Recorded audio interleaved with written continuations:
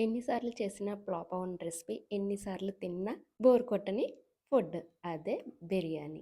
అసలు మ్యాటర్ ఏంటంటే బయట ఫుడ్ తినక నార్మల్లీ చెప్పాలంటే ఒక 5, 6 ఇయర్స్ అయింది. ఎప్పుడో మా సెకండ్ యానివర్సరీ రోజు అనుకుంటాను. సరిగ్గా గుర్తులేదు. అప్పుడు రెస్టారెంట్‌కెళ్ళి చికెన్ బిర్యానీ తిన్నాం. ఇంకంతే. అదే లాస్ట్. ఈసారి ఎందుకో బిర్యానీ తినాలనిపించింది. మా వారిని అడిగాను ఆర్డర్ పెట్టుకుందామా అంటే ఇంకా ఏం ఆలోచించుకోలేదు.